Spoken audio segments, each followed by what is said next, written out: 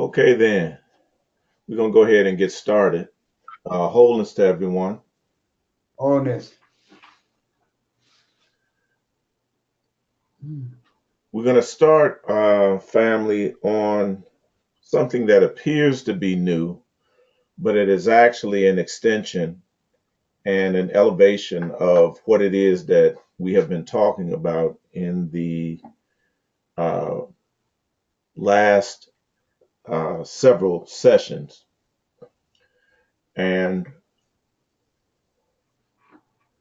we're moving into practice, uh, moving away from not necessarily theory, but moving away from the information aspect of this and moving into the actual step by step DIY, do it yourself uh, instructional aspect of it. And to facilitate that, I want us to have a clear understanding. When we talk about ancestors, I want us to have a clear understanding of who and what that refers to and how that relationship is structured and how it functions.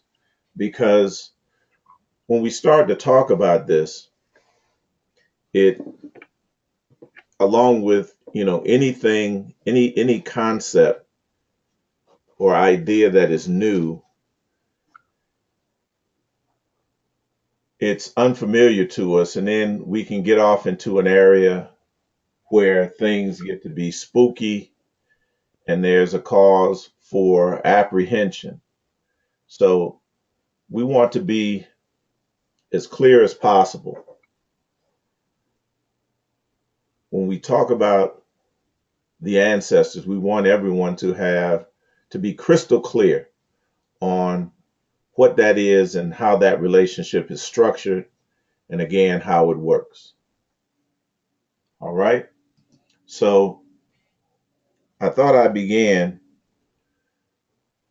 with this topic: perceiving the ancestors as watchers or guardians over thought forms.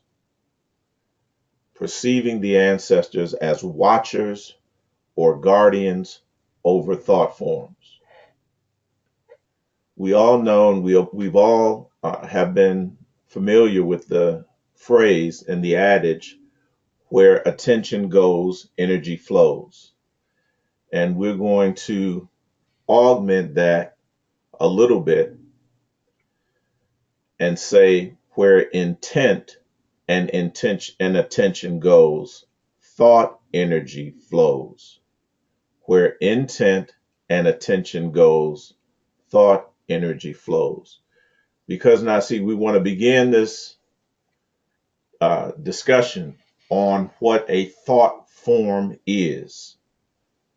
We want to Good point. introduce that term, a thought form, because as we Good point. know, just thinking about it, thoughts take many forms, correct?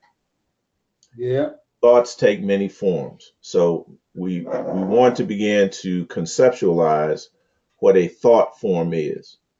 And again, give this thing some form and clarity as we go forward. In the Hebrews, I'm sorry, in the scriptures rather, we are familiar with the term angels, all right? Angels, which Yeah. in the Hebrew just means a messenger, all right? It just Hmm. it just means malak, it just means a messenger. So we're a little bit more familiar and comfortable with this term angel, right? And we know that there are two classes, basically two divisions that angels, if we're familiar with the Bible, are classified under. And that is the holy angels, right? And then fallen angels, correct? We all pretty much familiar with that. Yeah. Yeah. So we're going to start from where we're familiar and move into unfamiliar territory. So there's a scripture that says, I believe it's in the Psalms, that the Lord makes his angels spirits and his ministers a flaming fire. Okay? So this is Yeah. this scripture that is referring to now the angels as being ministers. Okay? As being ministers. In Hebrews 1, verses 13 through and 14, it says, "But which of the angels said he at any time, sit on my right hand until I make thine enemies thy footstool? Are they not all," referring to the angels, "ministering spirits, sent forth to minister for them who shall be heirs of salvation?" So we see an expanded idea of the relationship that we have with what the scripture refers to as angels. They are ministering spirits and they are sent to aid those in the physical earth realm that are heirs to what? Salvation.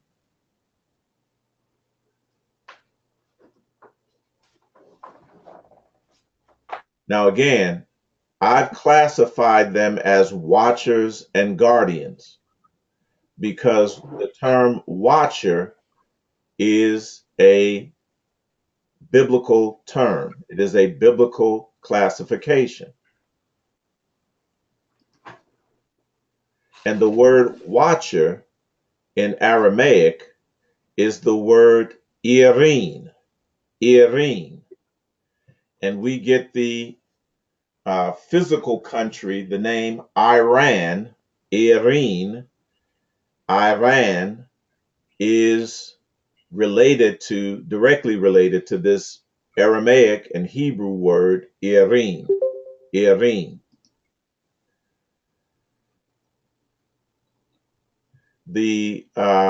It's from the root of the Hebrew ear, meaning Sleep. awake and watchful. The word ear in Hebrew means awake and watchful. This is related to the scripture passage. Everyone's probably familiar with this, that God neither slumbers nor sleeps. We've heard of that, correct? Yeah. So this is all allegorical language, and we're decoding it and breaking it down so that we take it out of the realm of fable and fantasy and allegory and put it into a workable framework. Now, see, that relates directly to the prophetic framework, the prophetic sequence that we've established thus far. Okay. All right. So in Greek, this term watcher is the word egregoriai, egregoroi, egregoroi, and we just say egregori or grigori in other translations that are related to that. Watchers refer to those who are awake and guard. That's why we say watchers or guardian over thought forms. Those who are awake and watch and guard particular thought forms. And also, and this is more important, they guard and watch over and protect those heirs, minister to those heirs that would what? Align themselves to that particular knowledge, to that particular thought form to that particular vibratory frequency. So all we're talking about energy, and again, we're giving it anthropomorphic form, putting it in terms of beings like that, and that will relate. But at the end of the day, when we get to the end of this, when we're talking about thought, we're talking about thought energy. And those who what? Watch over and guard particular categories of thought energy and thought forms. Everybody clear? To this point, yeah. All right. In the book of Jude, I'm sorry, let's go on. Uh, so this term watcher, those who are awake and guard or watch, is a term used in connection with the biblical angels. So that is why we mentioned the angels first. So it's not something that is totally unfamiliar to us. We're just adding depth to it. All right. And expanding on what we already know about angels. Watcher occurs in both plural and singular forms in the book of Daniel. Very important, because the book of Daniel is talking about is one that uh, details the prophetic framework of the end times, where reference is made to their holiness. The apocryphal books of Enoch refer to both good and bad watchers, with the primary focus on the rebellious ones. So again, something, Nasi, that is not unfamiliar to us, because we already knew that there were two classes of what we refer to as angels generally. Right, The right. holy angels, all right, and the fallen angels. Nothing new here, but we're just using another designation as watchers or guardians.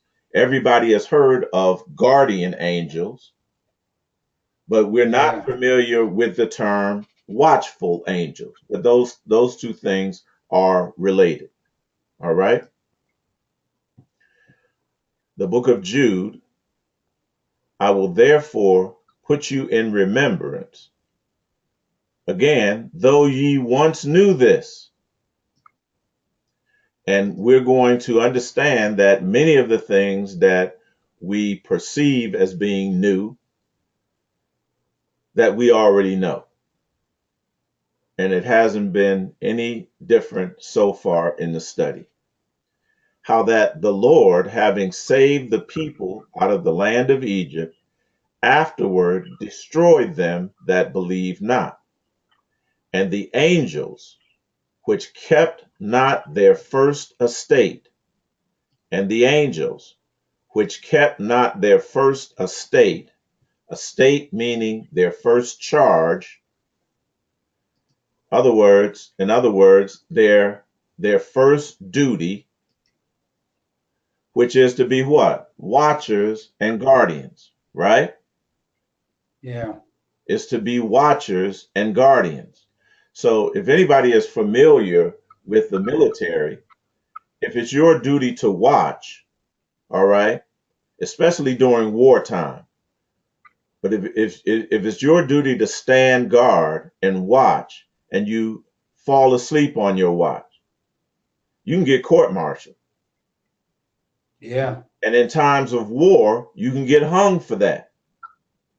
Way back in the day, World War One, World War Two, the penalty was very severe. And if you abandon your watch for any reason, the punishment was severe, because you are supposed to be guarding over the lives of, not only over your life, but many other lives. All right. So we see this same thought in terms of these angels which kept not their first estate, but left their own habitation, dereliction of duty, he hath reserved in everlasting chains under darkness until the judgment of the great day. So, those are your two classes of angels. The ones that have kept their charge, that have kept their duty, that have maintained their purpose in what? Ministering and watching over certain individuals that would align themselves with certain types of thought energy. All right, moving Got forward. So they are being reserved, as it says, in everlasting chains under darkness until when? The judgment of the great day. So all of you. this is fitting into a certain prophetic framework, all right, that we are aligned to and are calibrating ourselves more precisely to every day. This is the purpose of this teaching. What we must keep in mind is this: judgment must begin at the house of God with me first. First Peter 4 and 17. And this is just a reminder that everything that we're talking about, we must be careful to maintain our focus and attention inward. Because when we start to project out and think that I'm talking about something in outer space or beyond the sky or in the heavens, then we get into a religious connotation and move it away from and move it back into the fantasy realm and the realm of superstition. And I see this is when the area of disconnect, the aspect of disconnect and fear and superstitious type um, notions, Doubt. ideas, that's when it Yeah. comes into play. Mm-hmm. So again, we might be using terms that are unfamiliar, watcher, guardian, but the basic framework of this thing we know. So let's get into it a little bit deeper. In Jeremiah 4, it begins with beginning with verse 11 and reading to verse 17. It reads on this wise: And at that time shall it be said of the people and to Jerusalem, a dry wind of the high places in the wilderness toward the daughter of my people. Not a fan, I'm sorry, not to fan nor to cleanse, even a full wind from those places shall come unto me. Now also will I give sentence against them. So again, this is putting it in the area of judgment at that time. And it has to do primarily and first with the people of Israel, with the people of Jerusalem, with me first. All right. Behold, he shall come as clouds. He shall come as clouds. How many of us are familiar with that phrase? He cometh with the clouds. Speaking Yeah. of the second advent of Jesus, right? The return of Everybody. at the day of judgment. And his chariots shall be as a whirlwind, his horses swifter than eagles. Woe unto us, for we are spoiled. All right. Again, referring to judgment beginning with us. O Jerusalem, watch thine heart from wickedness, that thou mayest be saved. How long shall thy vain thoughts lodge within thee? So, just in keeping with the things that we've talked about thus far, when we refer to the end times, when we refer to this time of transition, that the things that served us and that we relied on, these old thoughts, that they have run their course. So again, admonishing us to do what? To do that internal inventory. For the voice declareth from Dan, and again, from Dan, Dan would be a judge, is a judge, all right? And Right. publisheth affliction from Mount Ephraim. Very important terms. Dan and Ephraim. Dan and Ephraim. Make ye mention to the nations. Behold, publish against whom? Against Jerusalem. It's going to begin with us first. That watchers come from a far country. Listen now. That watchers come from a far country. Now, we might think in looking at that, that this is talking about another nation that is geographically located somewhere other than Jerusalem. And quite possibly that was the uh, general conception that we all had if and when we've ever read about this or were taught about this.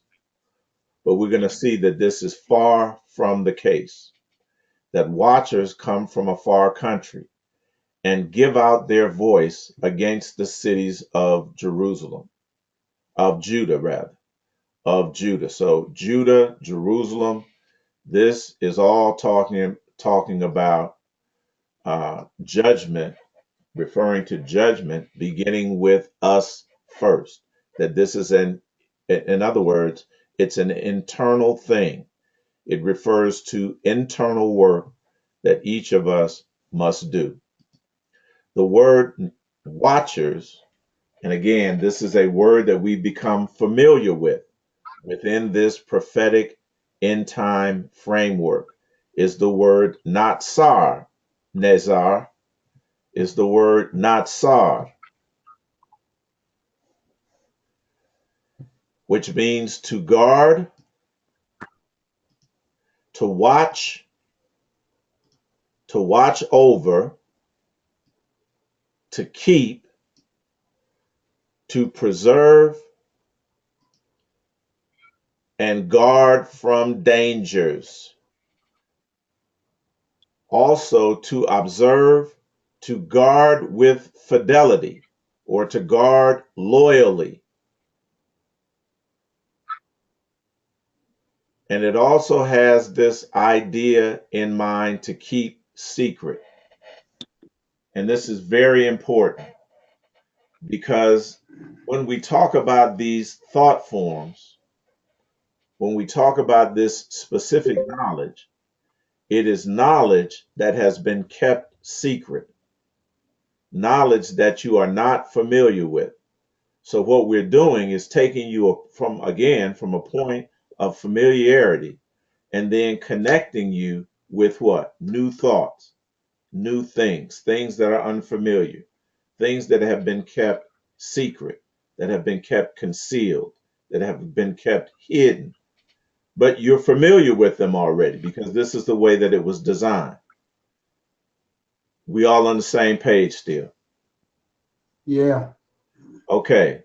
So this word natsar is the word that is being translated as watchers, those who guard us and who have guarded us, the heirs to salvation. This is describing their ministry, that they guard over, watch over, preserve, guard us from danger, observe us, because it is known who will be the heirs of what the scripture refers to as of salvation in the end times. That word natsar also means to be kept close and to be blockaded. Uh-huh. It has, Nasi, the connotation of a hedge being put around an individual. And we're all familiar with the story of Job. Right, All right. When right, right, when right, Satan or the adversary uh, wanted to touch Job, he said, "Well, I can't touch him because he's got a hedge about him." right. So this is the same idea. This is the same idea. And again, as we get into detail, we're going to understand that it fits within the prophetic framework that we've already established. It is consistent with it. So again, that word natsar means watcher or watchers or watchman or watchman. All right, that connotation. Verse 17. So that's verse 16 broken down. Watchers from a far country. All right, and we're gonna talk about this far country too. So natsar is watchers. Verse 17, as keepers, that's the word shamar, meaning to keep or have a charge of, as keepers of a field, as keepers of a field. All right. So we're going to find out later that this means, again, of a particular field of knowledge, of a particular thought form. They are the keepers of a particular field. Are they against her round about, because she hath been rebellious against me? So we just read, Nasi, that the angels that rebelled were punished. And Right. in that same context, the individuals, there are some heirs that have what? Abandoned their post. Yeah. And this refers to quite specifically what you came down here to do. You are on a mission, and to be successful on that mission, or in other words, to live a good life, means that you have identified who and what you are, and what you are supposed to be doing. Does that make sense? And Yeah. the individuals who haven't, or who rebel against that, they will be the ones that are judged first. And you said you I want you to repeat that. You said we are on a mission. Uh, we came down here for a purpose, and we are on a mission. And what was it you said after that? Each of us, This is Mario. yeah. How you doing, brother? Each of us are on a mission. All right. Each of us have a particular job to do. It may or may not be the same thing.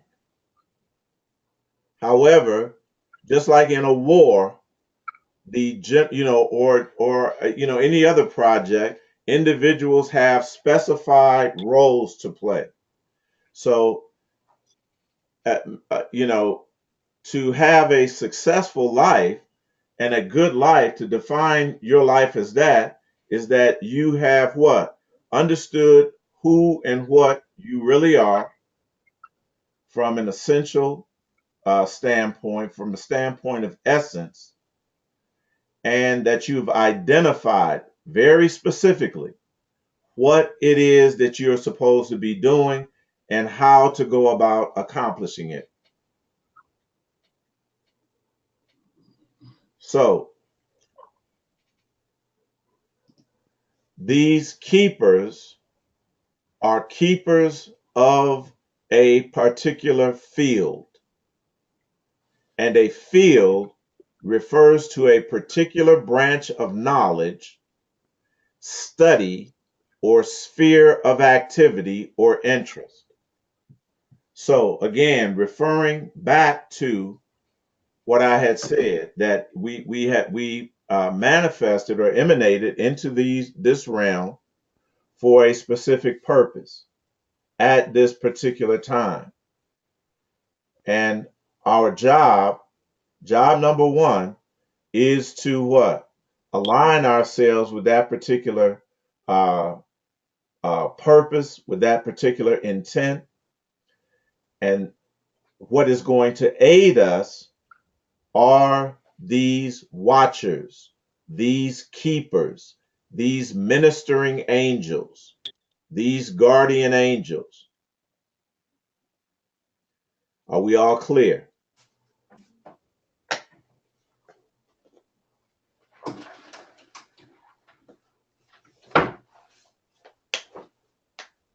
So our mission, how well we accomplish it, as always, just like someone involved in a building project, the more knowledgeable you are over your particular branch or your particular job or your particular area of expertise, the more successful you'll be in what? Accomplishing that particular task or mission. So what we must understand is that when we speak of the ancestors, their assignment in the non-physical realm is to watch over individuals that are what? Active in their specific area of expertise, interest, or activity. Makes sense. As above, so below.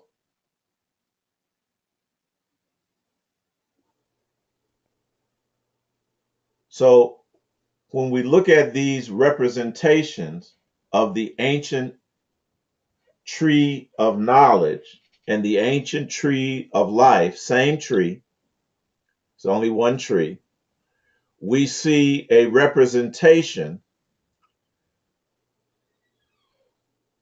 from a stela, a carving or relief that was on the walls of ancient temples or ancient areas.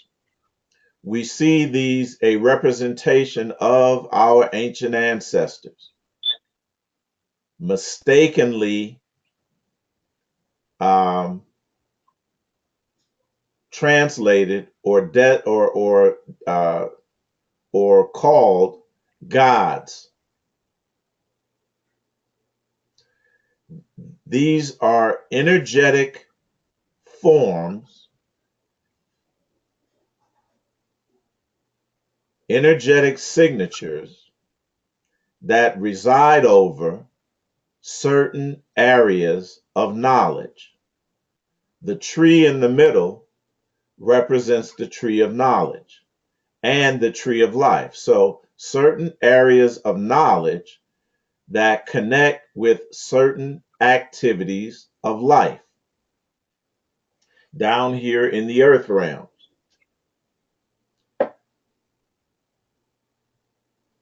So you see the representation of our ancestors,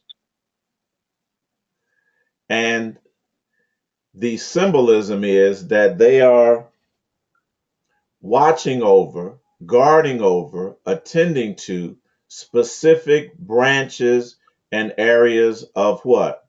Knowledge, study, activity, and interest.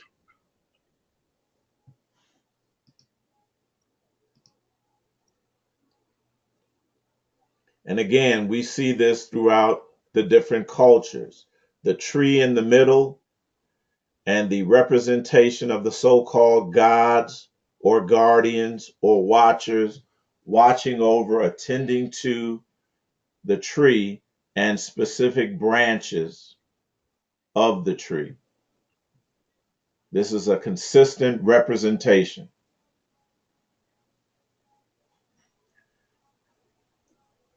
How many people are familiar with Psalms 91? It's one of my favorites.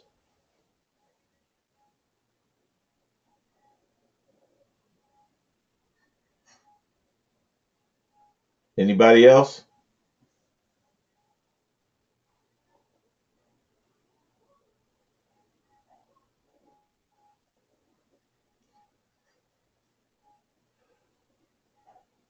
Psalms 91.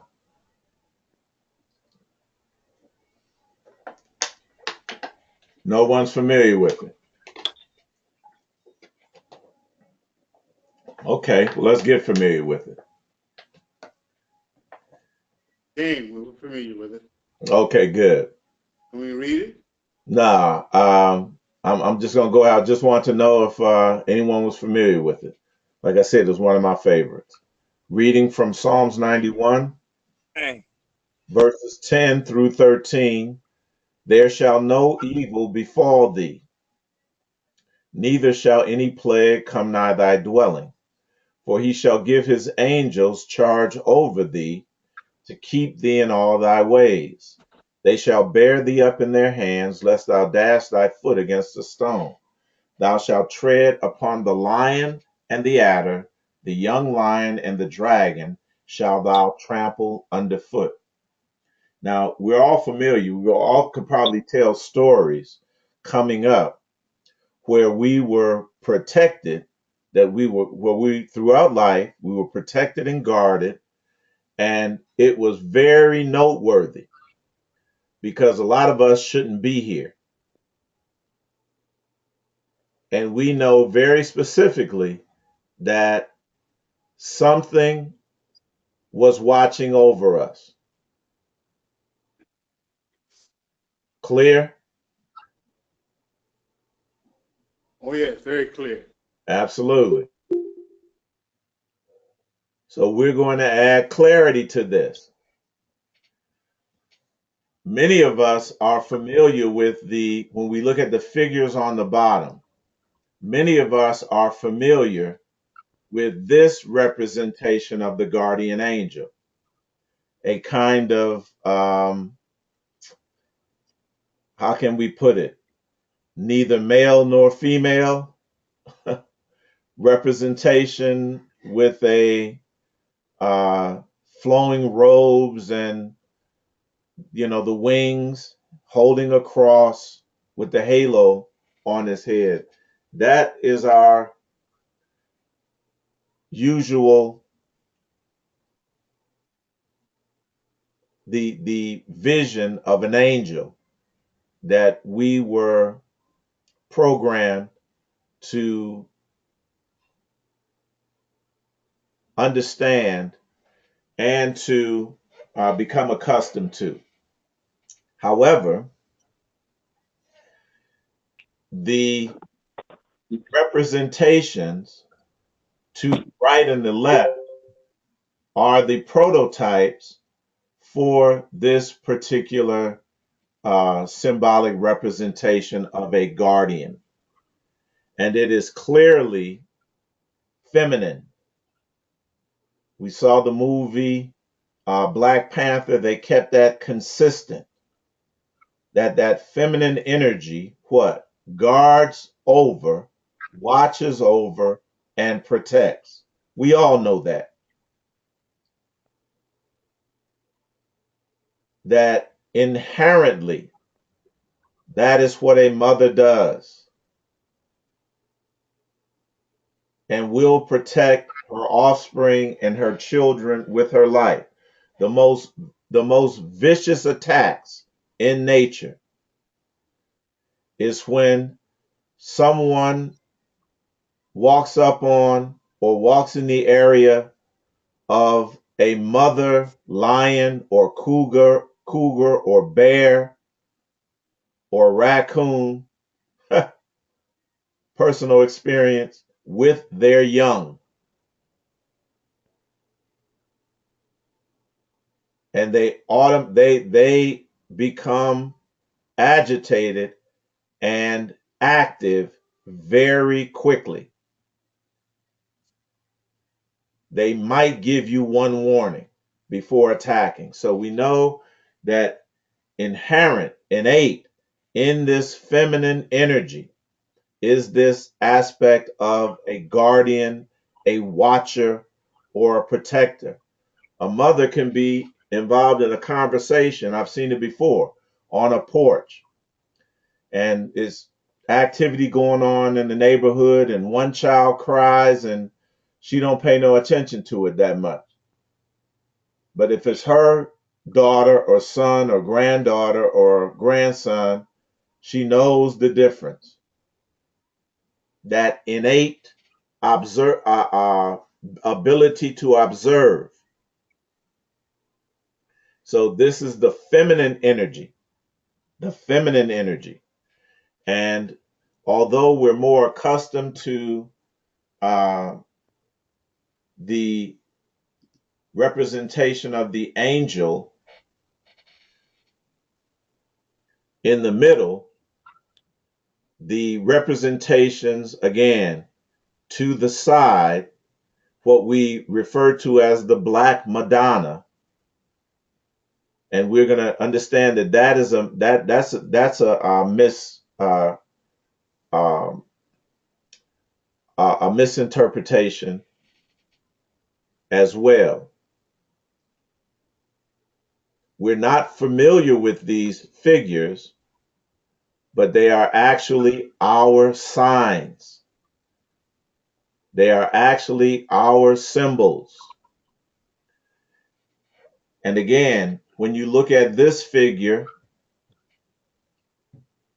she relates to the Bible as being represented with the 12 stars: 1, 2, 3, 4, 5, 6, 7, 8, 9, 10, 11, 12. All right. Crowned with the halo and with the child. All right. And this is not, as we might think, the Black Madonna. The Black Madonna and that designation came much later. This is an elemental energy. And you'll see, if you look on the side of her face, you'll see two scars or two scratches. Everyone see that?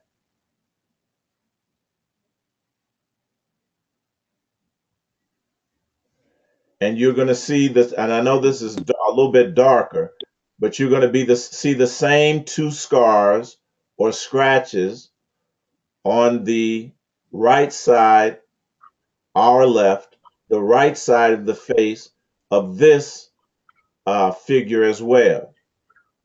These are the same entities. They represent the same energy. It is accounted, listen, that the slave revolt of 1791 started with a pact which followed a big feast in honor to Izili Dantur. That's who you're looking at. You're not looking at the Black Madonna. You are looking at a representation of one of your ancestors that is referred to as Izili Dantor or Erzuli Danto, depending on what language or what culture they're being recognized in. For this reason, it is considered the national Loa. This word, when you see the word LWA, it's the word Loa. All it means is law. All right. So that designation of a Loa moves it away from any type of spirit or God or ghost or any spooky sort of thing like that. This is a representation of a particular elemental law or loa.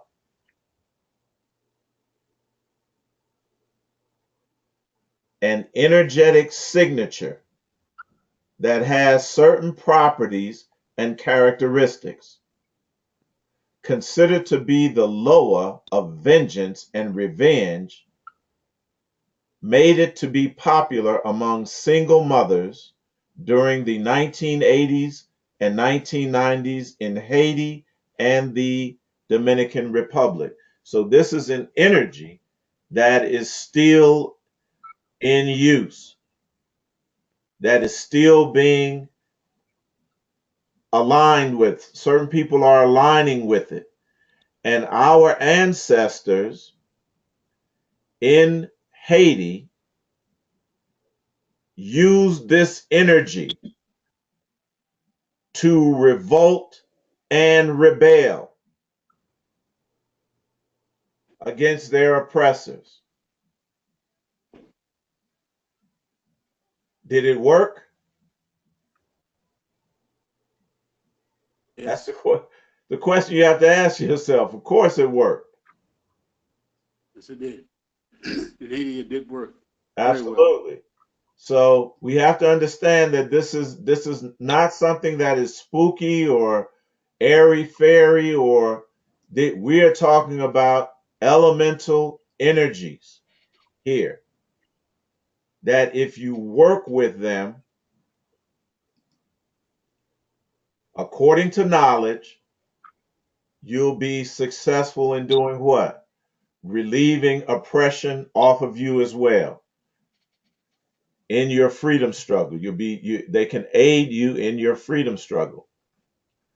The syncretic modern representation, listen, of this loa is commonly associated to the Black Madonna of Czechoslovakia, the patron saint of Poland.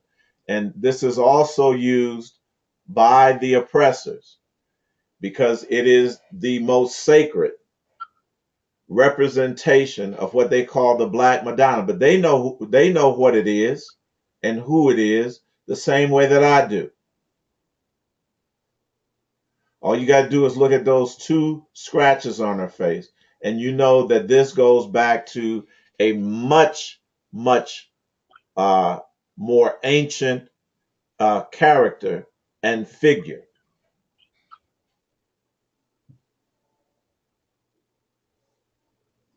So when we look at it, we make the common mistake of saying, oh, that's the Black Madonna. But this is representative of the protective relationship between the heirs of salvation and ministering, guardian, watchful, observant energies over that particular process. So I'm going to pause right here and ask if anyone has any questions, or are we crystal clear? So the female that depicted in the image that we're looking at is the energy that's protecting the child. That's The child correct. being the child being the heir of. That's correct. Absolutely correct. Okay. So we being the heirs, as the Bible put it, of salvation, this is the energy. This is a So we have category. to This, dismiss. this is a category of energy that watches over that particular vibratory frequency, that particular thought form, the thought form of freedom. All right, or rebellion. All right.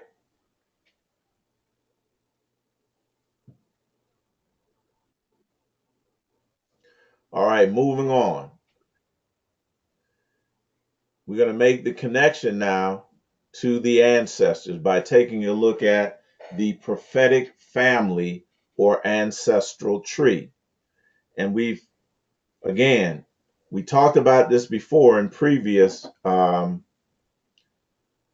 lessons, but we're going to expand on it again. And there shall come forth a rod out of the stem of Jesse. Again, Amaria, offspring, the child, the heirs. A branch shall grow from its roots. Now, the branch is not the whole tree, family.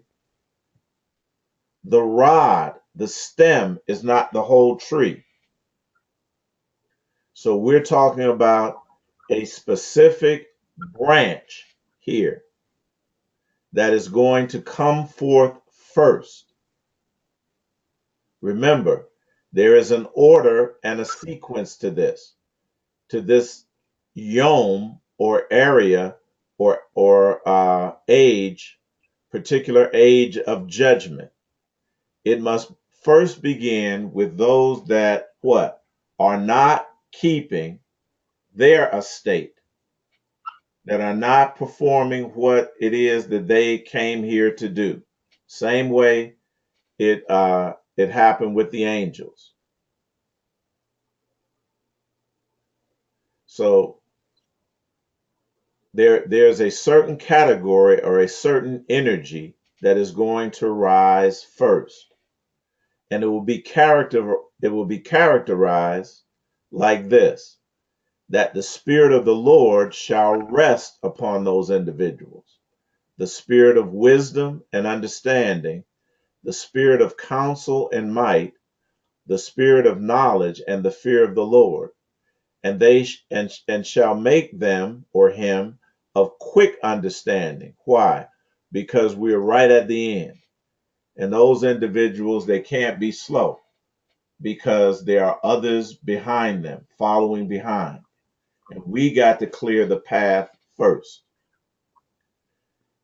And he shall not judge after the sight of his eyes, neither reprove by the hearing of the ears, but with righteousness shall he judge the poor and reprove with equity the meek of the earth.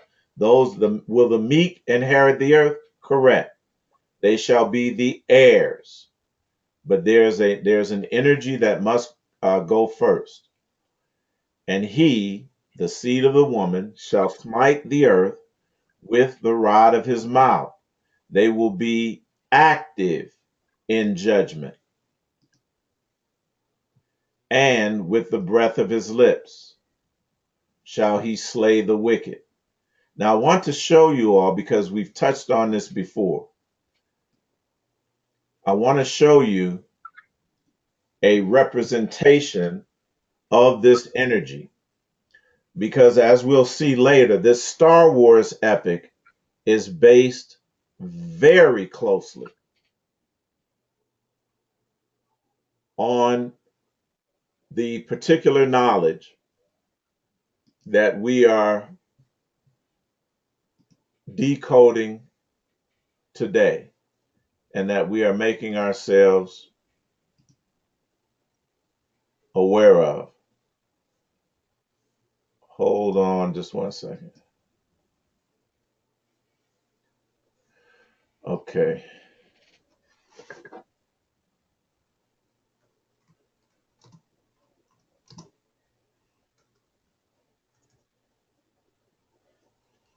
And we're going to be talking about this character, Darth Vader, some more. We talked about it before, but again, it directly parallels. It's a direct parallel to what it is that we're talking about. And again, these individuals that go forth first, what we designated as Shemitic, all right?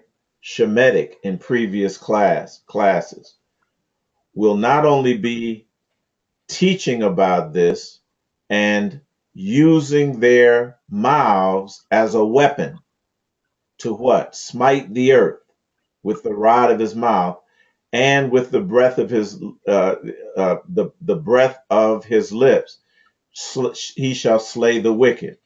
It's going to be an active role, just like they send the Marines in first.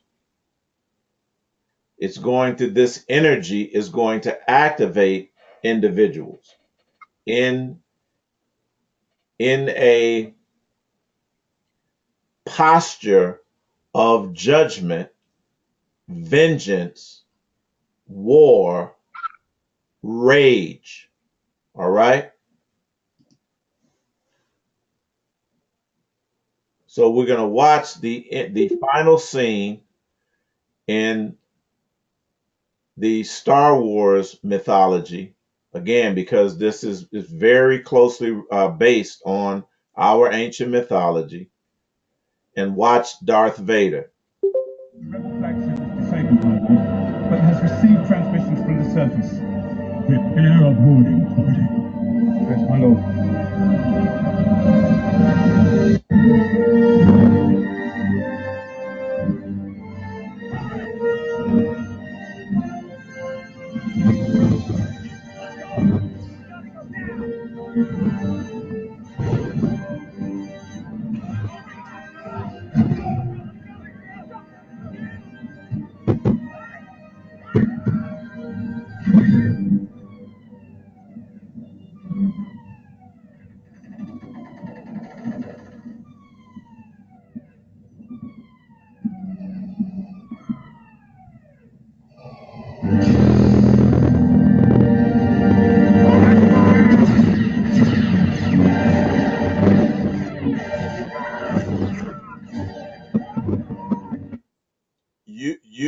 First of all, using their aggression against them.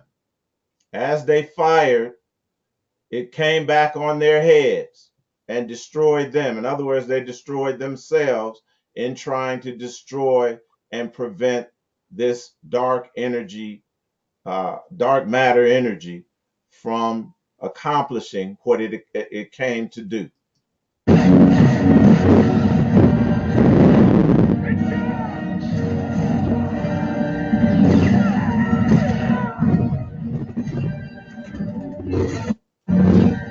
Now, using the sword or the rod as a weapon, again, following very closely to what was outlined in the scriptures.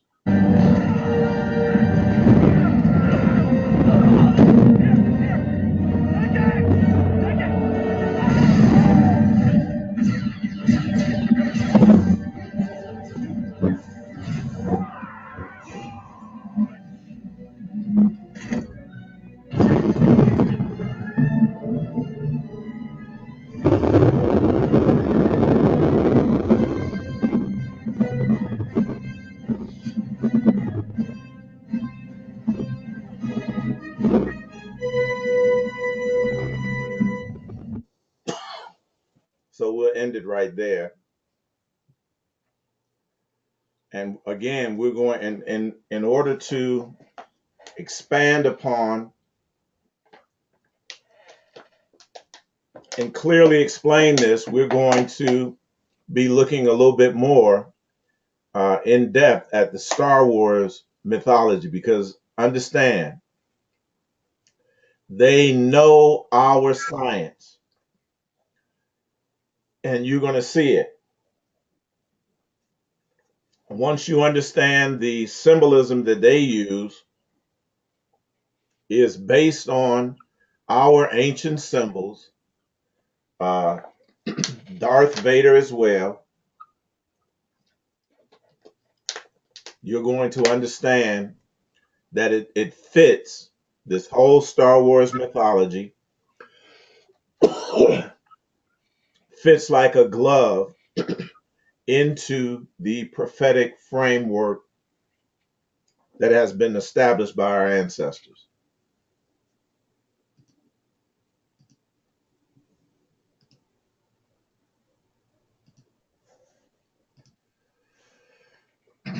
Any questions so far?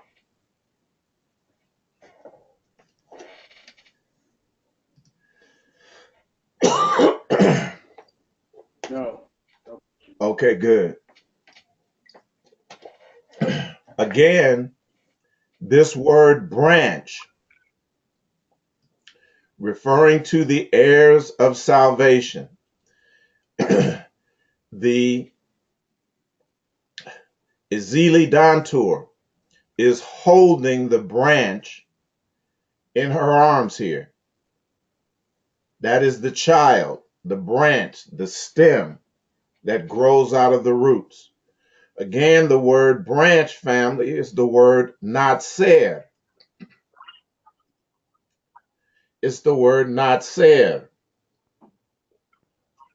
And in the sense of greenness is a striking color. So it mentions the word green. And of course, we connected it to Osar and Osiris, as well as the green man. It's talking about the same type of energy. Also, Natser refers to Samson or Shimshon, the Nazarene, or the Nazarite, or the Nazarite. It also, that word Natser talks about Jesus or Yeshua, the Nazarene, which connects him with the Essenes, who had a branch or division called Nazarenes or Nazarenes as well.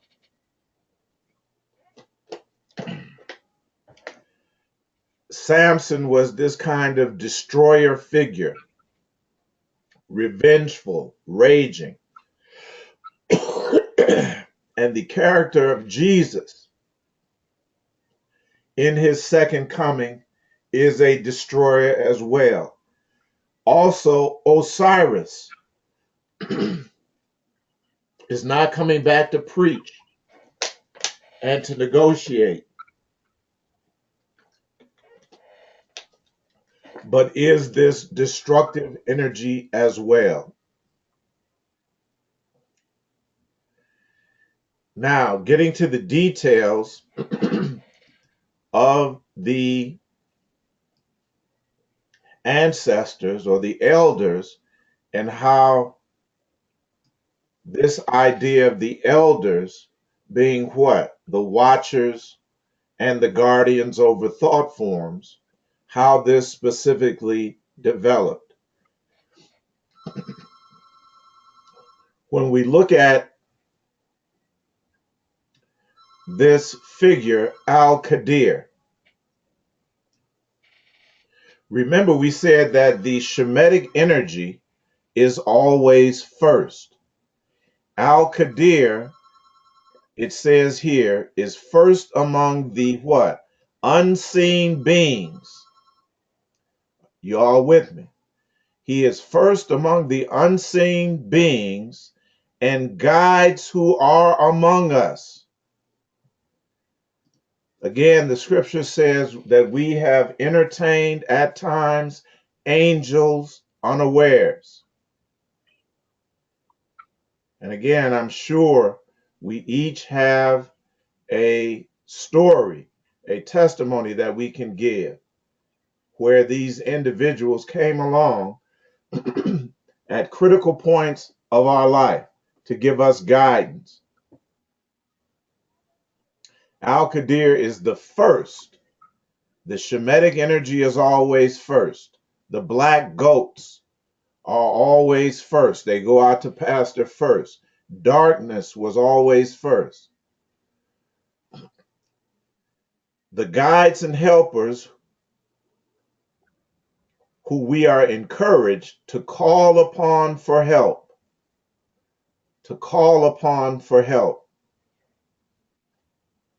Of Al-Qadir, we want to look very closely at the symbolic representation here, because you see that he is standing on a fish,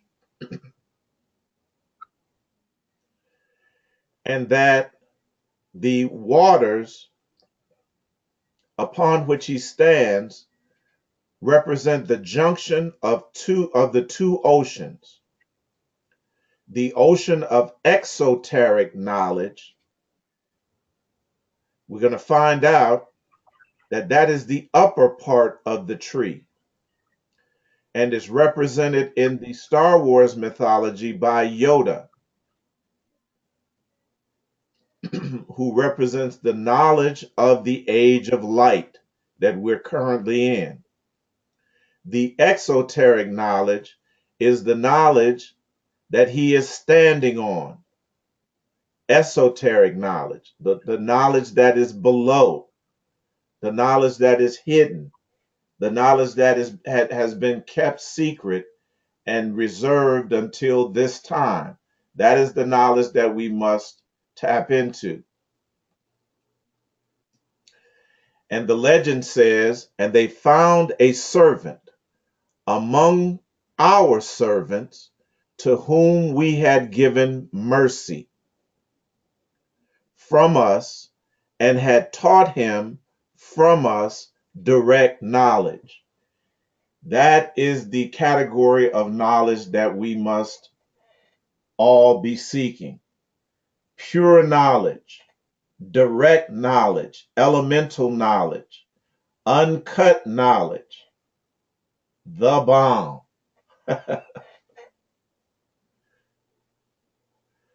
Knowledge that has not been stepped on, that we get from a direct current, from those that guard over that knowledge.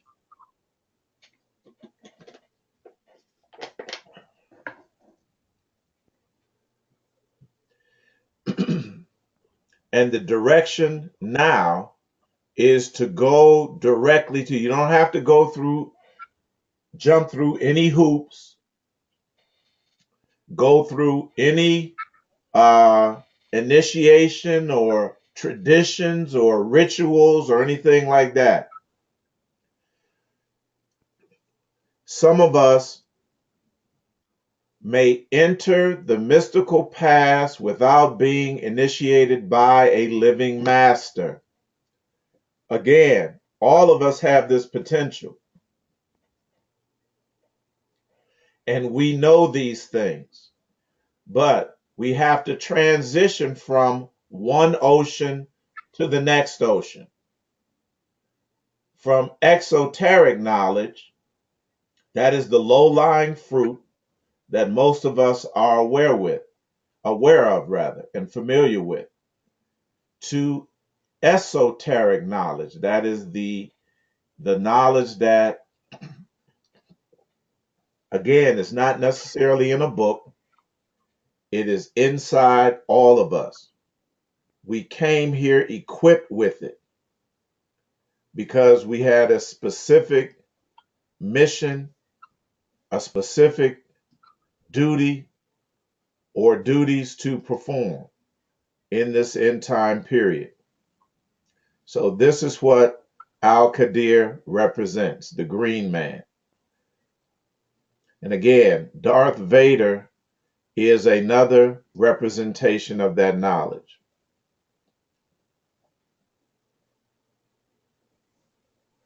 Moving on now.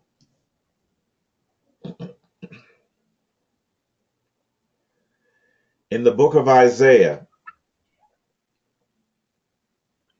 the 13th chapter, and Amari, if you can read for me, it'd help me out greatly.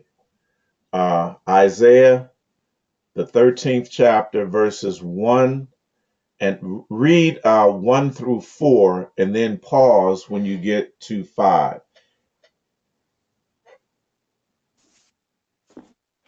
Isaiah 13. Isaiah 13, and read up end at verse 5, and I'm going to break down verse 5. All right, everyone listen very closely, because we're still doing an expansion on this particular scripture verse in Jeremiah, where it says, in Jeremiah 4, where it says that these watchers come from a far country. So we've identified who the watchers are. All right, they're actually our ancient ancestors in their elemental and energetic form. You want me to start? Hello? Okay. You want me to start with the second verse? Isaiah 13 and read verses 1 Okay. through 5 and then stop at verse 5. Okay. The reason is wise. The burden of Babylon, which Isaiah the son of Amos did see. Lift ye up a banner upon the high mountain. Exalt the voice unto them. Shake the hand, that they may go into the gates of the nobles. I have commanded my sanctified ones, and have also called my mighty ones for mine anger, even them that rejoice in my highness. The noise of the multitude in the mountains, as of a great people, a tumultuous noise of the kingdoms of the nations gathered together. The Lord of hosts mustereth the host of the battle. They come from a far country, from the end of heaven, even the Lord and the weapons of his indignation to destroy the whole land. All right, good. Now I'm going to go back and point out some very important words and phrases here. Now you remember, you see the woman here holding and guarding over, watching over the sun, right? So when we read Mhm. key scripture verses and we see phrases like this, Isaiah, the son of Amos,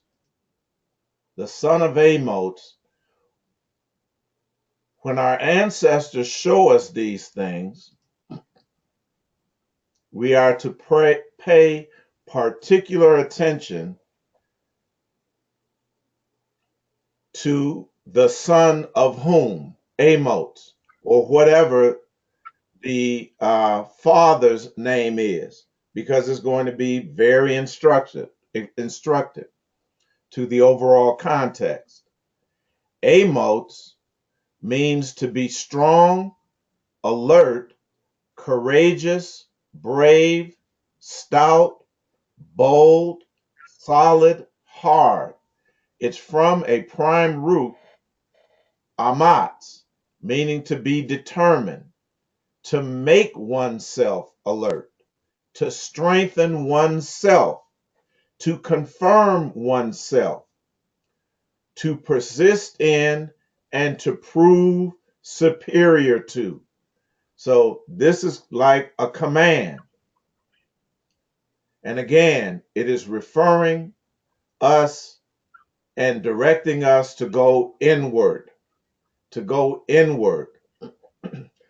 determine if we have these qualities, or is it that something that we are going to have to work on. And again, it is talking about in verse 3 the sanctified ones, the ones that have been chosen or set apart for this time, the mighty ones that are going to accomplish what? That anger, that vengeance, and that rage that will be a part of the host of battle. Verse 5, and they come from a far country. Now, this is going to put it off of the earth, not from the end of the earth, but from what? The end of heaven. Not talking about no earthly beings here or earthbound beings. Even the Lord and the weapons of his indignation. Remember, we're familiar with this term that we are the what? Battle axe, weapons of war. To what? Destroy the whole land.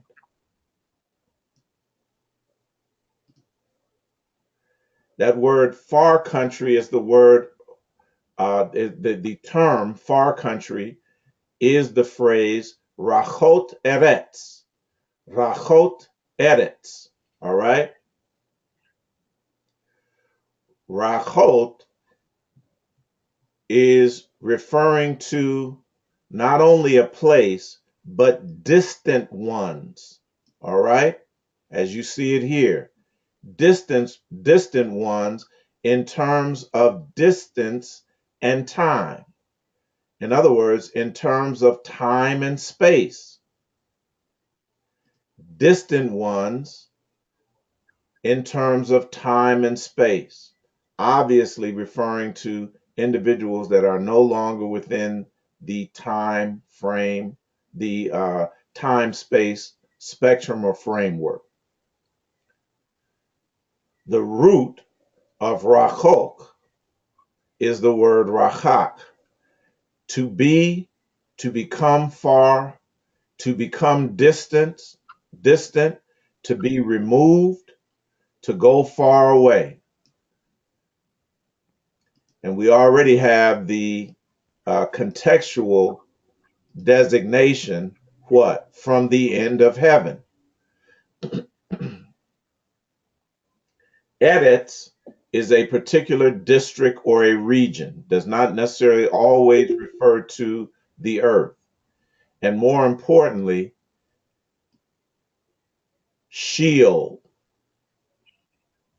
which we get the word soul or soil or soul from. It's talking about the underworld.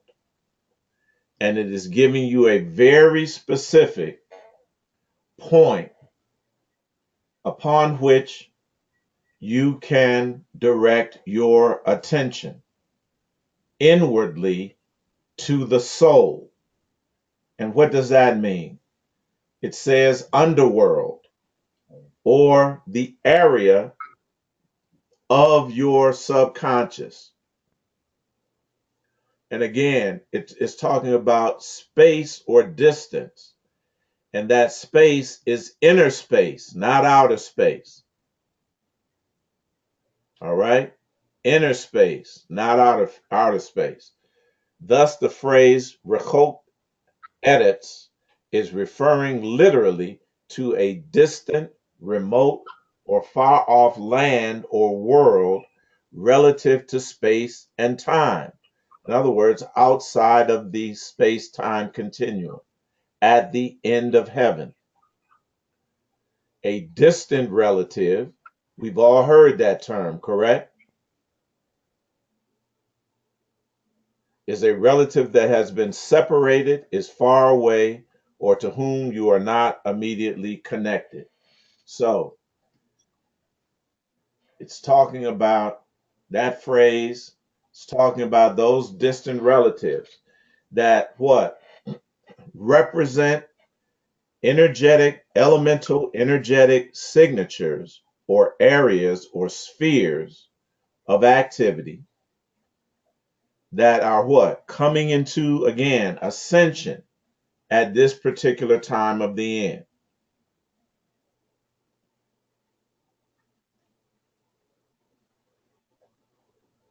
What we must realize in our understanding of this is that thoughts are and always become things.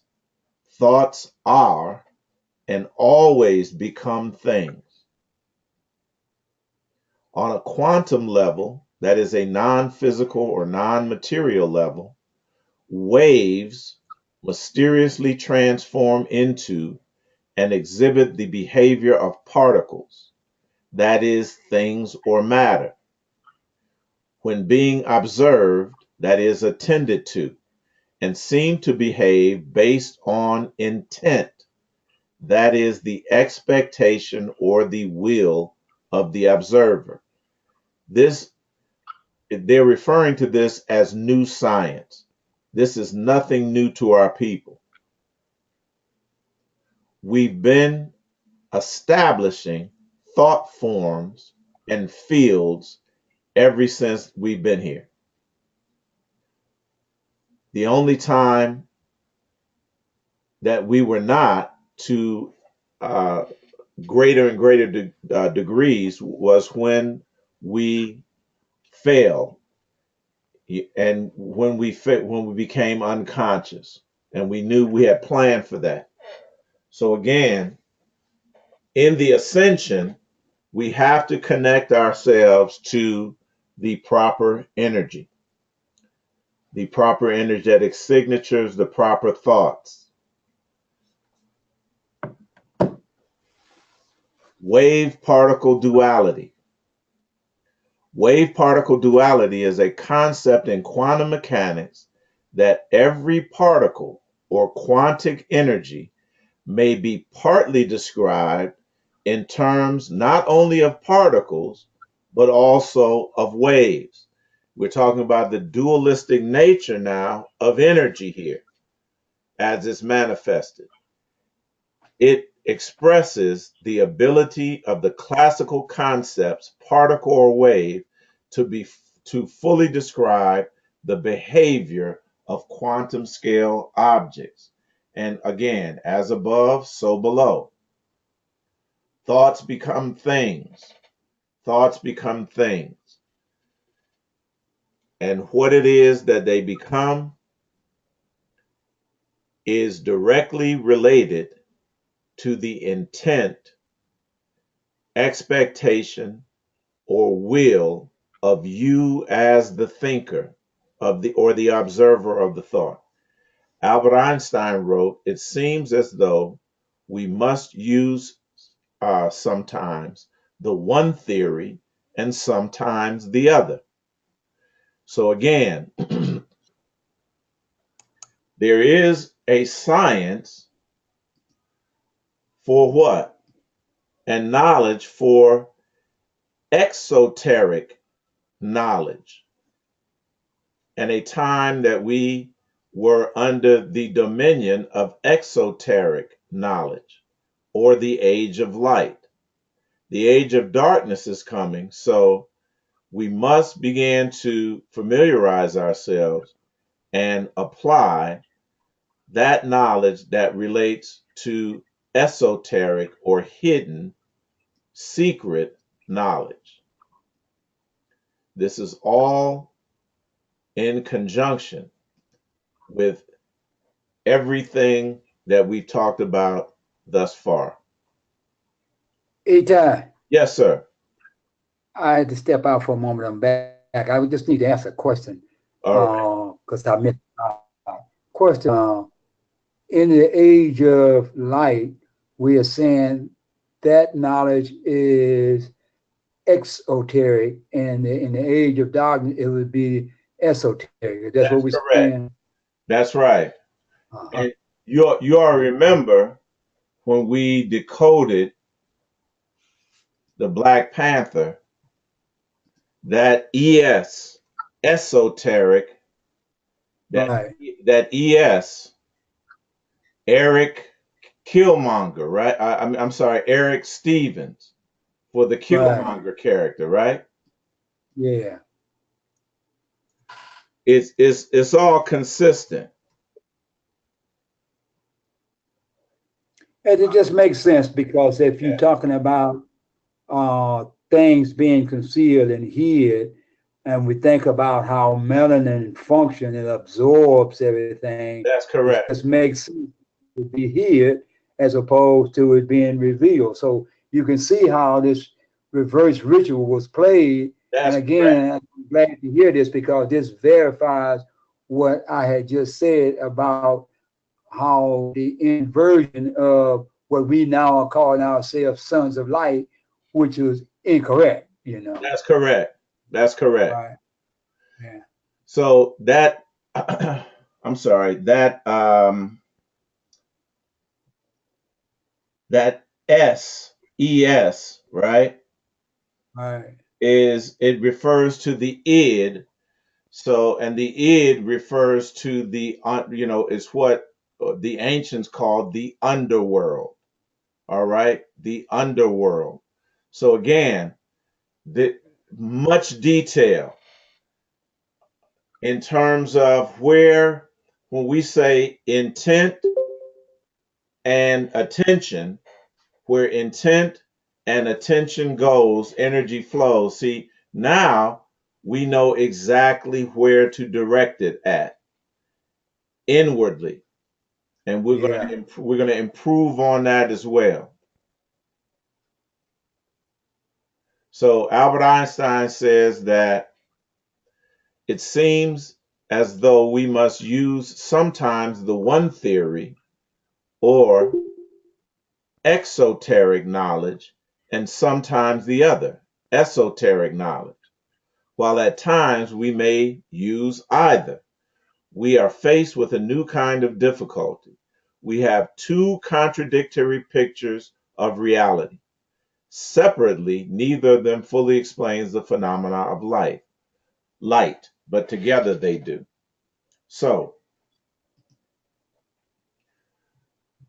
get a little bit more into the Star Wars mythology because, again, it directly parallels in a storybook form what it is that we're talking about, and it may or may not make it simpler to conceive this.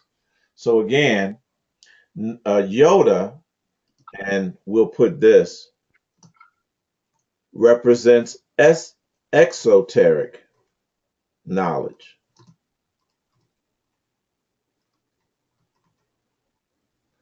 All right. Yeah, I'd already come to that conclusion. Just, just, just to make it simpler. Yeah.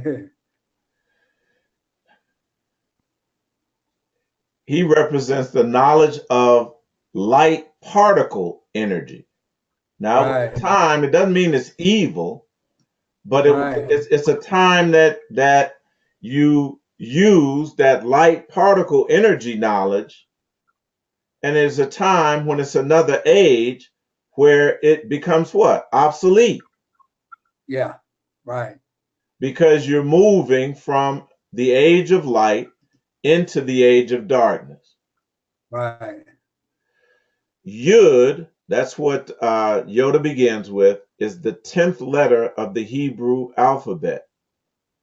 It is the smallest of the 22 Hebrew letters and looks so small and looks like a small dot or a little dash.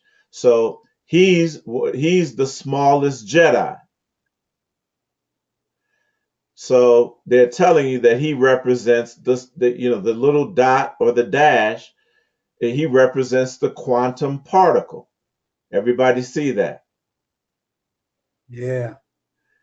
And again, we said that his name was purposely chosen to correspond to the word yada, which means to have knowledge, to be wise, to know how, to be skillful in. The character of Yoda, he's a grand Jedi Master and the oldest and most powerful known Jedi Masters in the Star Wars universe. All right? And keep this in mind. They say he's the most powerful Jedi Master, not the most powerful being. We Right. gonna Yeah. understand perfectly who's the baddest man stomping around in the Star Wars universe, and this is him. Darth represents the knowledge of light wave energy in the age of darkness. And of course, he's going to represent what? As opposed to exoteric knowledge, he represents Right. esoteric knowledge. Right. Right. And this is the knowledge that is in ascension right now. Right. Right. All right. So again, Right. the name was chosen just like Yoda corresponds to Yada in Hebrew. Darth corresponds to Da'ath in Hebrew. And we get, and it also relates to the word death. All right. And I Yeah. know that death is a concept that has been what? Villainized and vilified in our mind. The King James translates Strong's H 1847 in the following manner. Same manner as yada, knowledge, knowing, cunning, perception, skill, discernment, understanding, wisdom. The word vade in the Latin is the singular of vadere, meaning to go. And again, these are this type of energy is always first. It is primal. It is always primary, and it's related to the English word wade, wading in the water. Y'all see Green Man?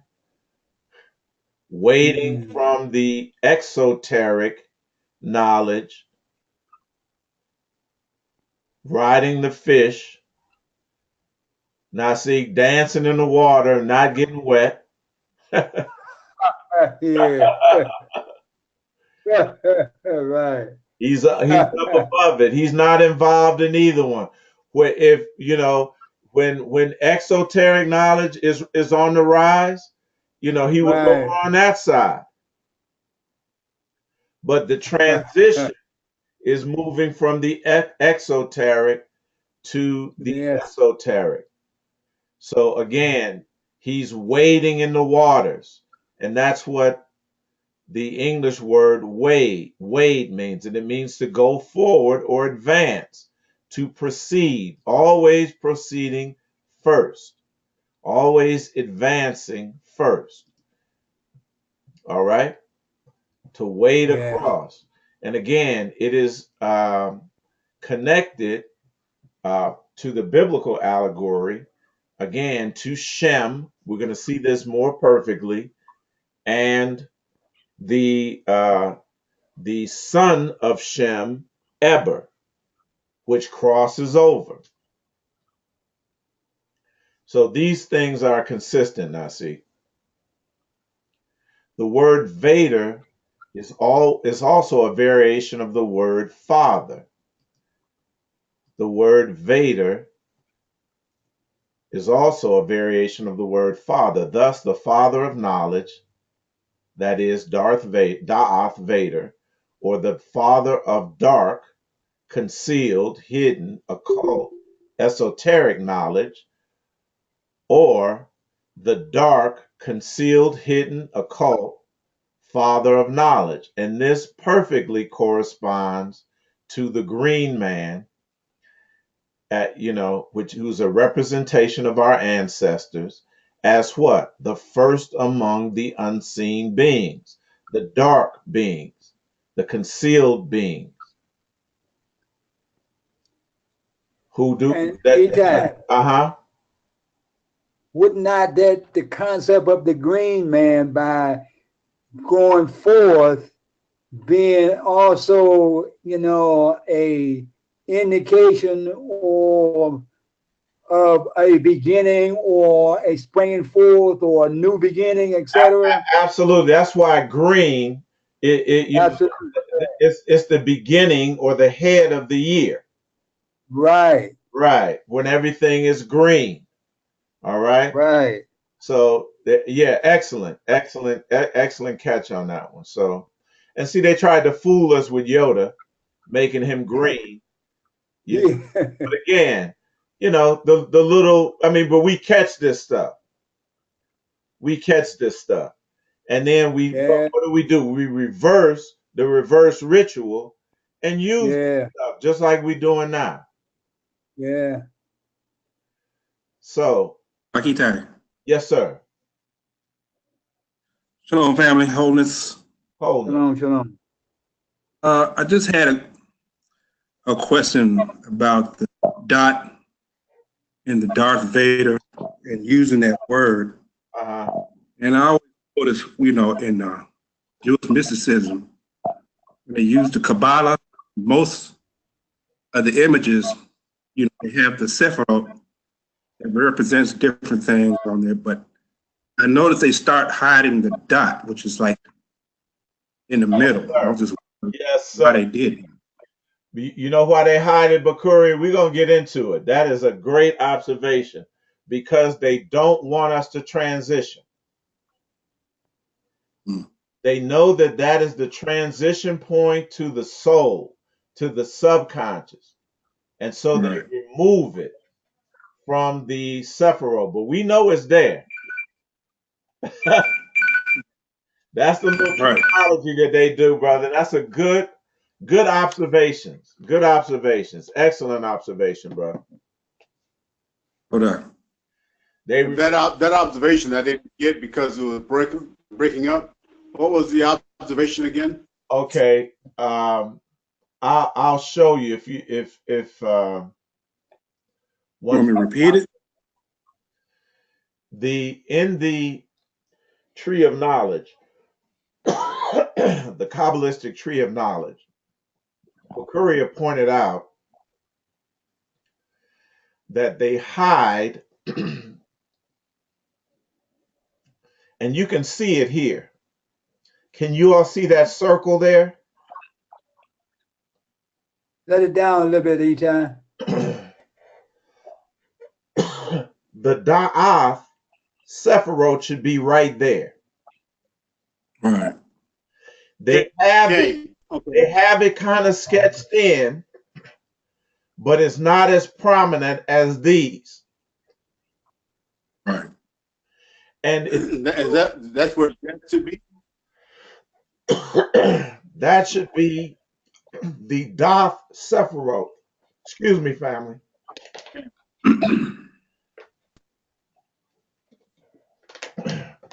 It should be another Sephiroth right here. They have it Right. lightly sketched, but they've moved it. And once we get here, I'll show you. It's right where the serpent's head is resting. Can y'all see that? Mhm. And then right Mhm. below it here, but they hide it because they know that that is the entranceway to get you to the bottom half of the tree, to the roots and those stems. They don't want Right. it. They don't want to get you. They don't want you to get there. They want to block that entrance. Mm. Mm. But we got them smoked out, so they can remove all of them for all I care. We know the way there anyway because what they don't have is what we talked about. This go pass by courier to direct knowledge.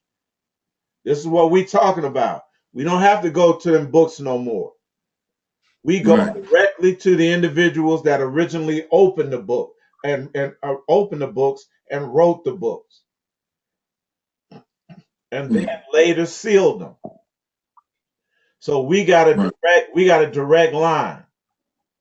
We got a direct line to this knowledge through our beloved ancestors. So, but Mm. yeah, definitely excellent point, brother.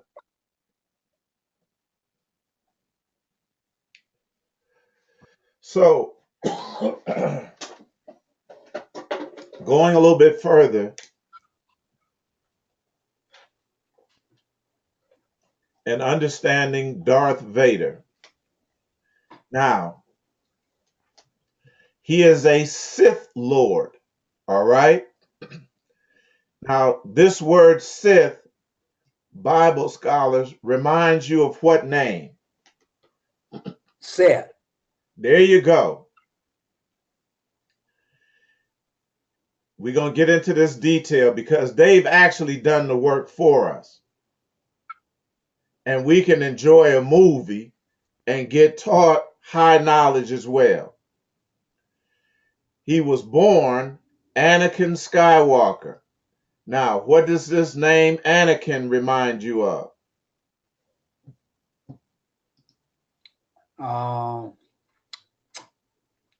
Uh, like an angel, mouth, angel. Watch this. The Anakim, right? Anakim. Okay. See, Okay, Anakim. these giants that were in the earth. Now, see, Yeah, okay, yeah. the Nephilim, Anakim. Mhm. these giants that were Mhm. in the earth. All right. So Right, they got this right. stuff put together for us. He was born Anakim Skywalker to the slave. Now that should get our attention. And her name was Shmi. What does that remind us of, family? What Hebrew word? What if I take this I and move it here?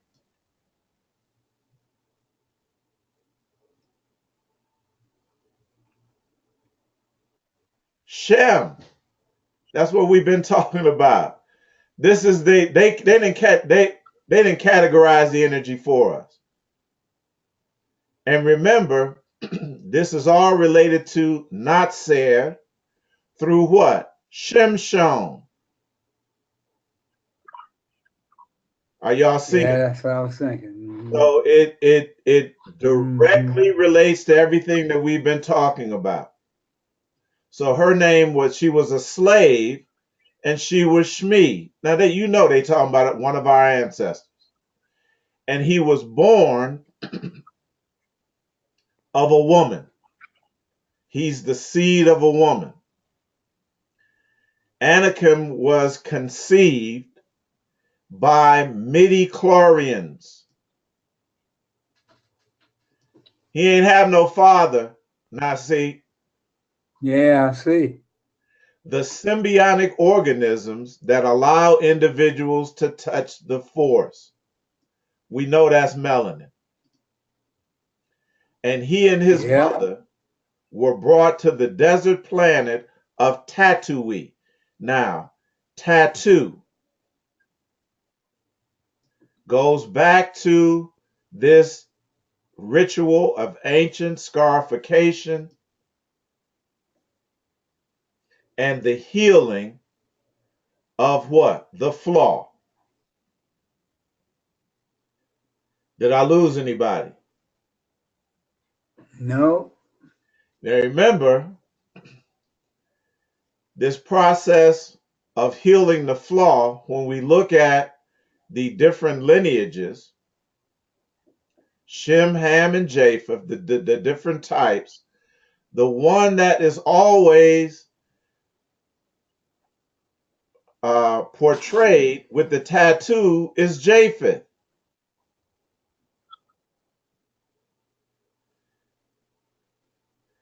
And again, that was in the indication that they understood that they needed to what? Heal the flaw.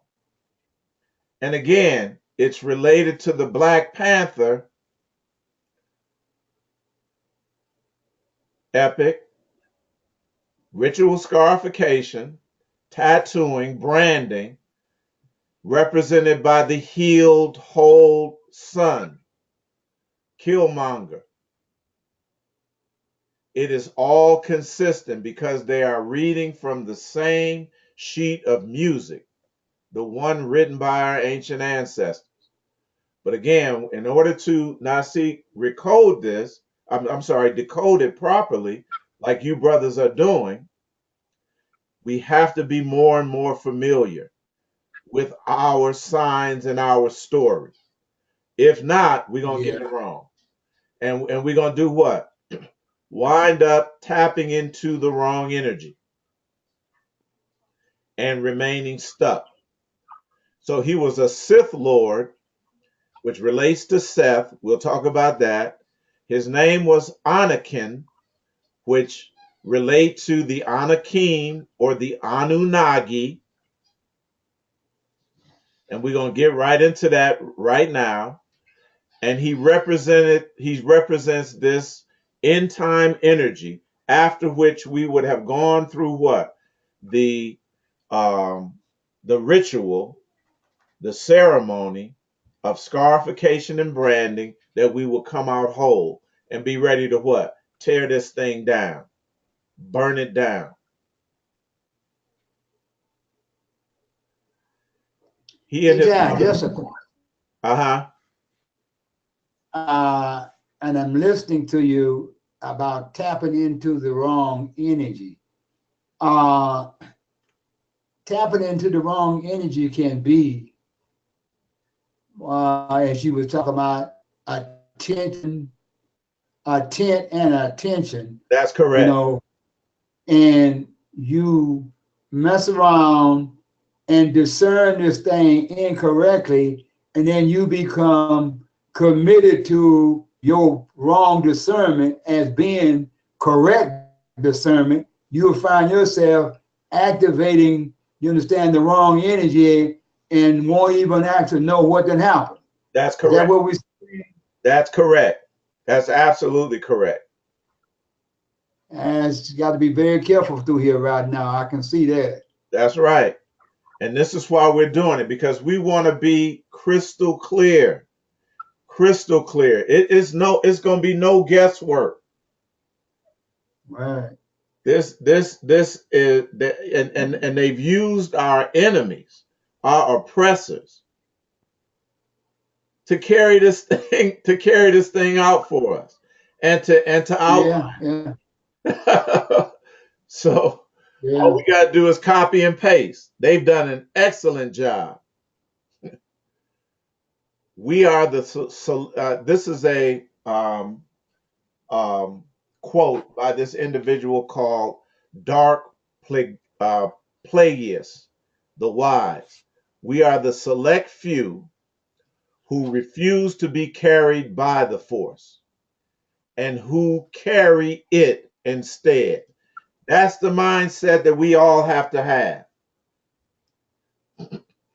Stop being servants to things.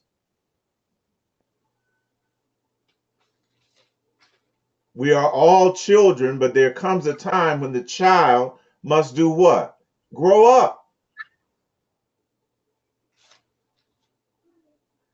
We have to change our mindset and stop thinking that things should always rule over us. We've been given the power and the command to rule over it.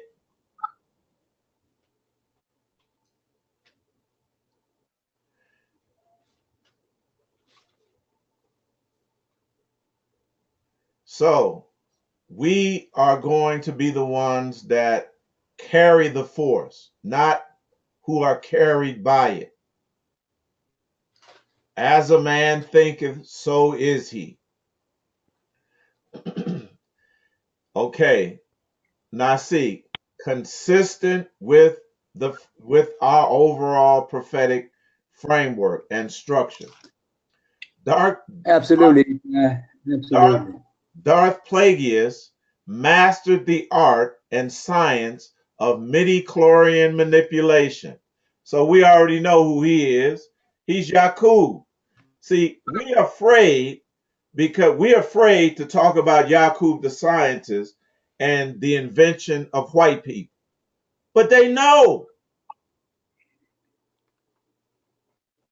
their entire effort is trying to rewrite a different story. It's not going to work. This is This dark. is They know family. He's the one that mastered the art and science of mid-chlorian manipulation. Obsessed with what? Eternal life. He explained he experimented with ways to cheat death and create new life from the midi-chlorian. That's exactly the story of Yakub, the big-headed scientist. And look how big his head is. yeah. The midi-chlorians is nothing more than mitochondria DNA. That DNA that we inherit solely from the mother. Solely from the mother. So again, going back to this energy, this protective energy, feminine, feminine.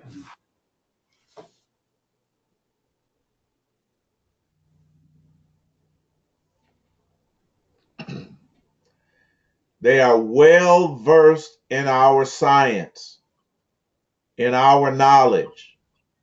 Well versed. Without the midichlorians, life could not exist. What they talking about, Nasi? They talking about melanin.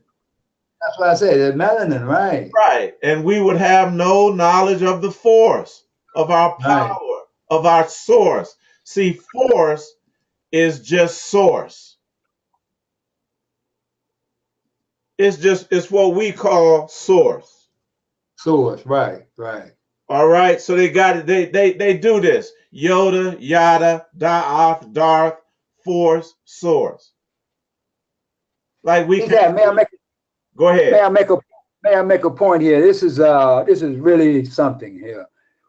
What I discovered today is that and I'm gonna read it just like I put it down, because as you was talking, it fit perfect. I said the evening and the morning, light, day, darkness, night, are being played out in the simulated age of light dominion of reality as enemies. That's correct. When you really understand the evening and the morning, day and night, in the simulated reality, it is being played out as an age of dominion of light as an enemy to darkness. That's correct. And you're gonna find Wow. that in all of the Wrinkle in Time, Coco, all of these things that are coming out now is going to the Star Wars Last Jedi. It plays out just like that, Nasi. Just like Wow. Wow. Hmm. so. Without these midichlorians, life could not exist, and we would have no knowledge of the source. They continually speak to us, telling us the will of the force. Wow. They are Wow. guardian angels, Wow. but they're different categories of energy that reign over different categories of knowledge. But we can be sure that the energy that the energetic signatures that are ascending now are not creative, they're not operative, but they are destructive.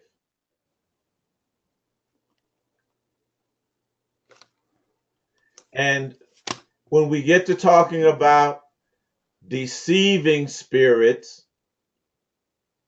you're going to know why it's necessary that we are uh, carefully categorizing these things. And exactly for the reasons that you articulated, Nasi.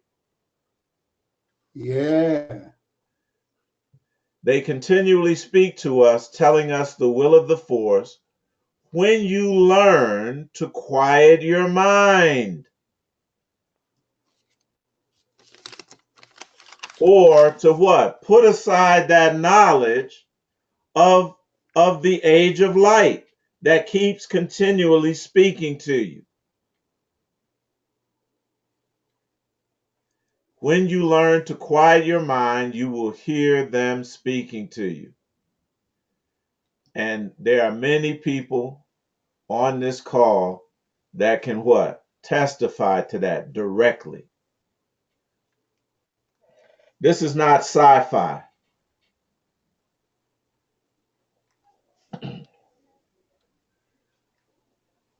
When not forbidden, listen, now this is a direct quote from Wikipedia, all right, on fandom that go into real detail.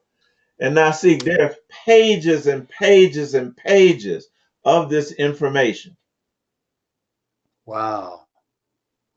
on this Star Wars universe. It's detailed. Listen, when not forbidden, studies of midichlorians occurred among those who could master the Force and those who could not.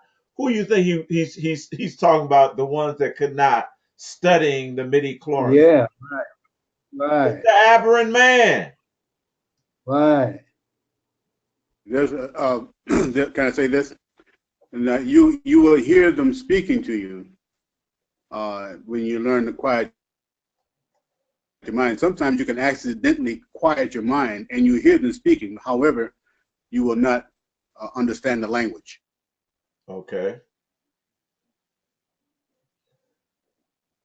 Yeah. I say that because that happened to me once, and I heard them speaking, but I could not understand what they were saying. Okay. Okay. Okay. Eitai, you say this information here, what you got up there now, is on Wikipedia? Yeah. Now see, hold on. I'm gonna go to it and show y'all how much information. See, we think we go to the movies to be entertained. They ain't trying to entertain nobody. They trying to entrain you. Yeah, that's a big difference. Believe me.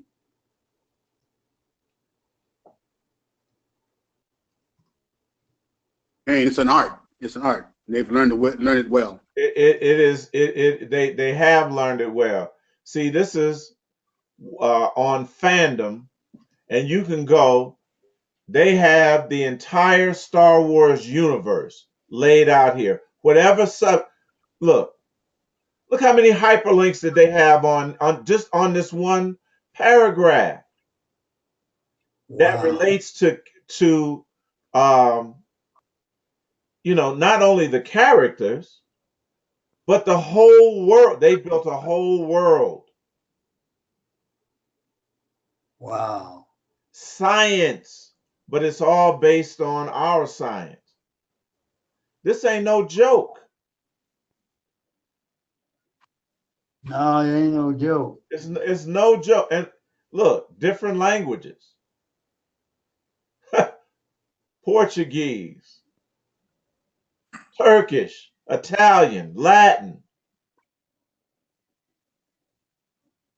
It's no joke. So, Occupy. while the medical teams work to understand the relationship between the uh, midichlorians and the force, this is what they doing now, family, in real life. In real life, yeah. Jedi healers perform their own studies of the organisms. Even more esoteric studies were conducted by whom? The Dark Lord of the Sith, Darth Plagueis, who discovered a way to manipulate the midichlorians to create new life. They know our story, y'all. And they're trying desperately to flip the script. I mean, desperately. Yeah, I'm telling you.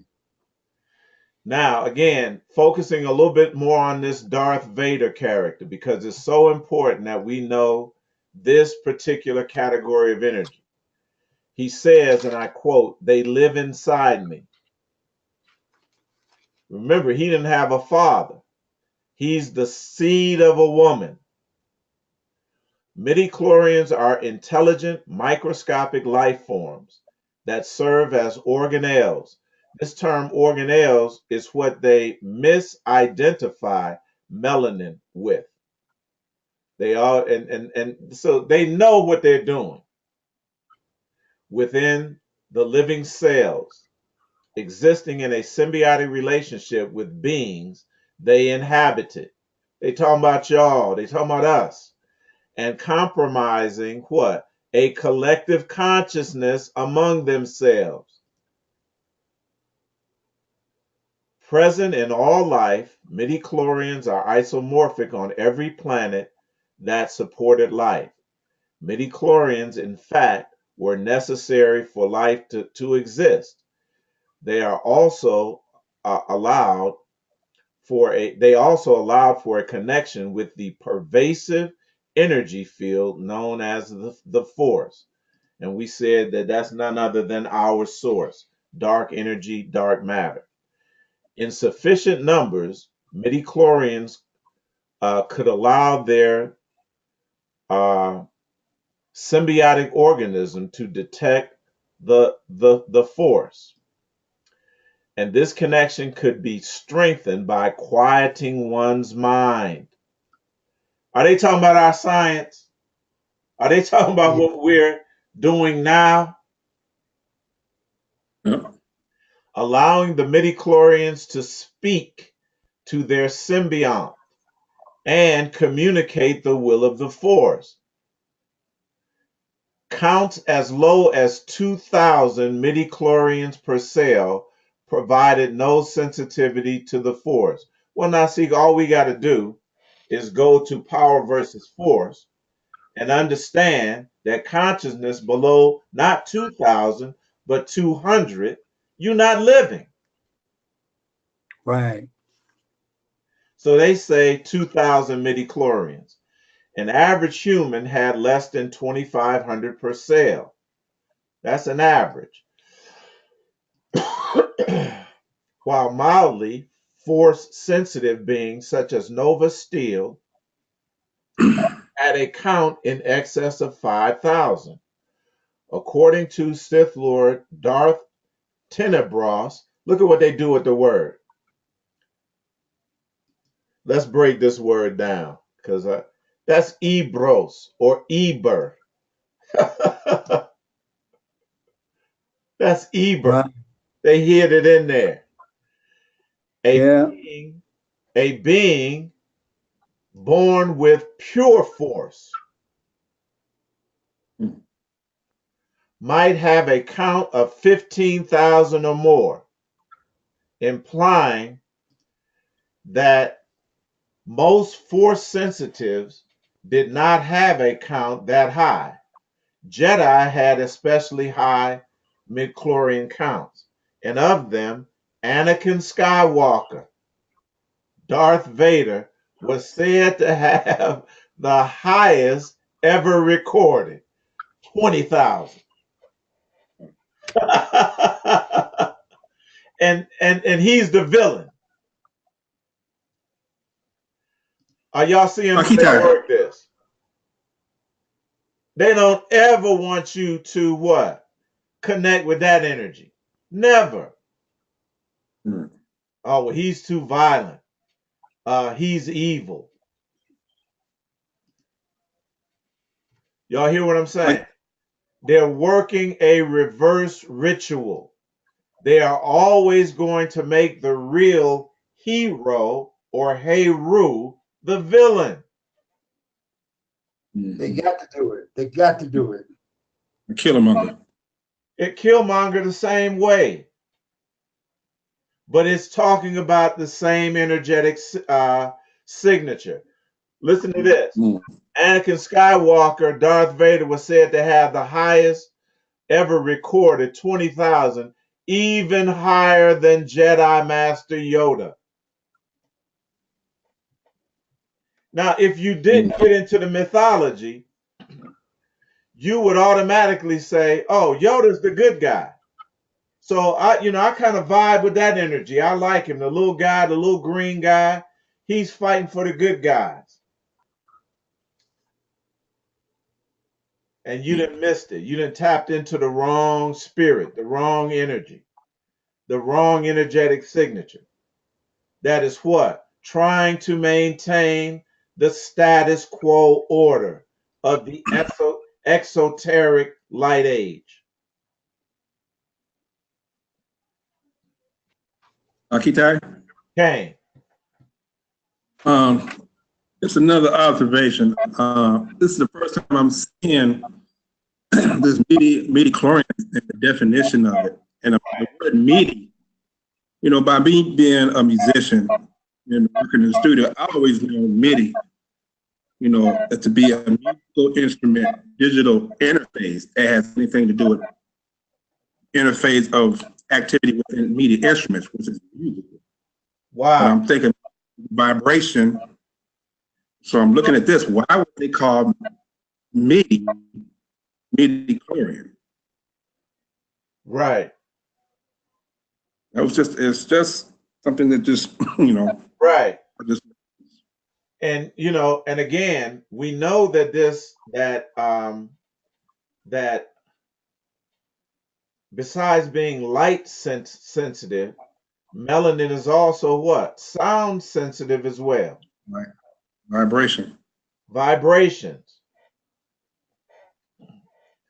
So again, you know, decoding this and making the right designation, because you know, beneath these characters beneath these characters are energetic signatures. Beneath these symbols, within they have structured, now see, an entire world that is designed to what? Work a ritual in the real world. Yeah, yeah, right, They've right. created another layer to this simulated reality. Now, Eitai, let me show you something. Right here, going back to what they were saying about Darth Vader, 20,000. Now, listen to this here. They were saying black carbon is the most solar energy absorbing component of particular matter and can absorb 1 million times more energy than CO2. That's What are they right. talking That's right. about?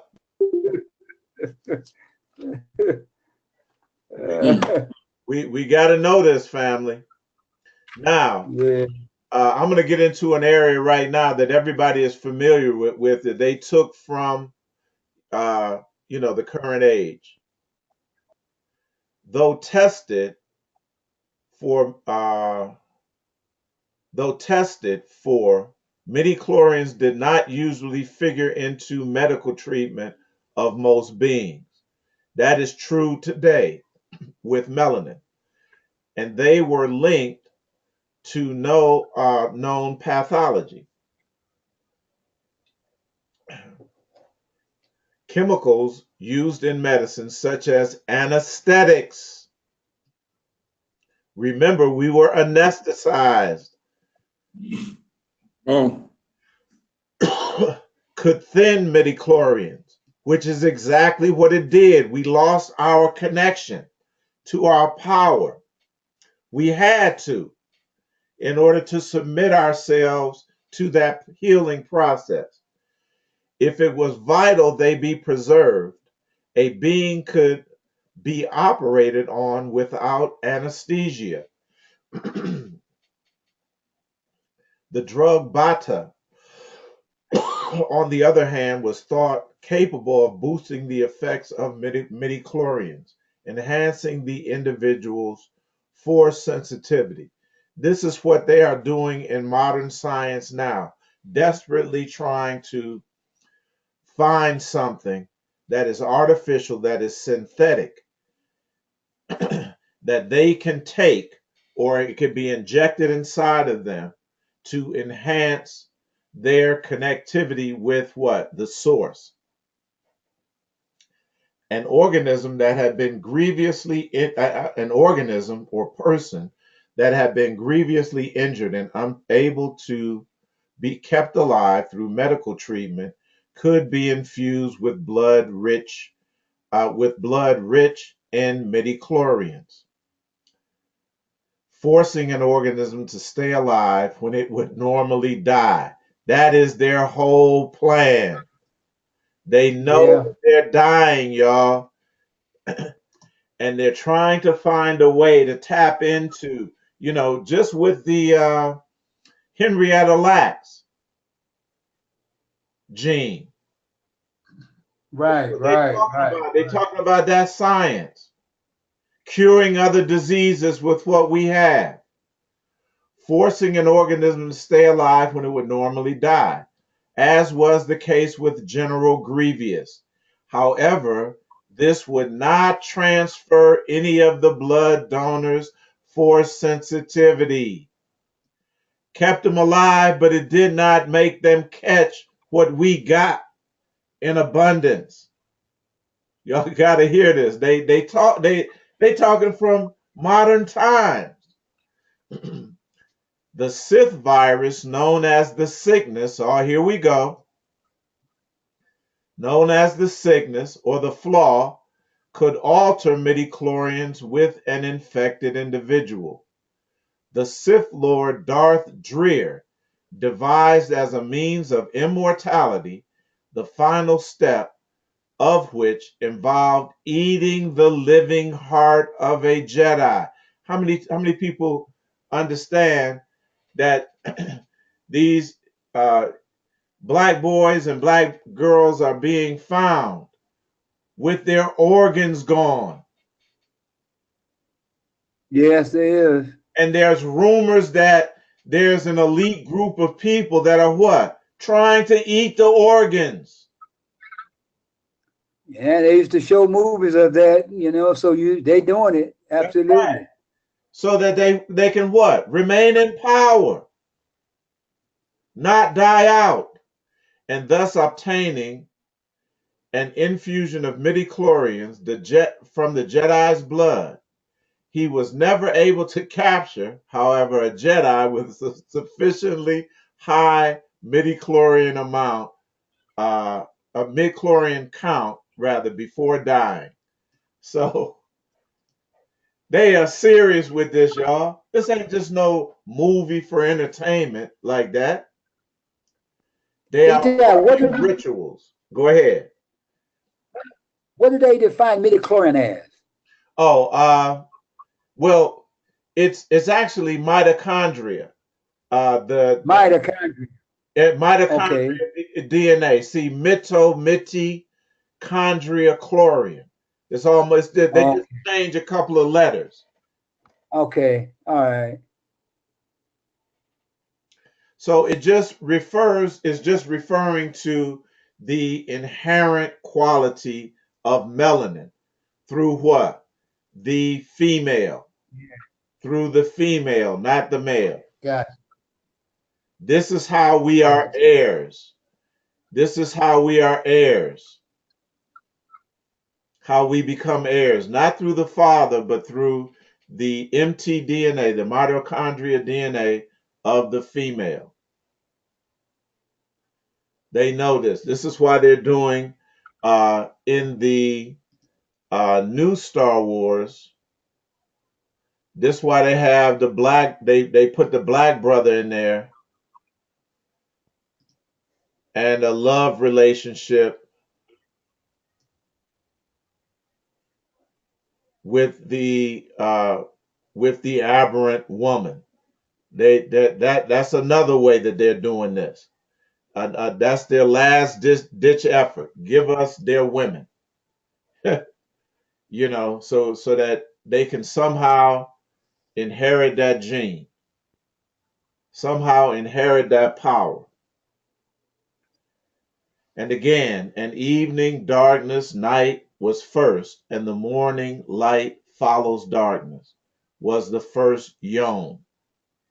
All right.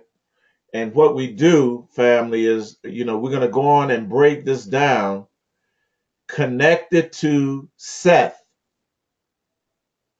And this is just proof that they know our science and that we are doing exactly what it is that we're supposed to be doing at this particular time period. But I'm going to close it down right here. We've gotten a lot of information. I'm going to be sending these notes out uh, ASAP.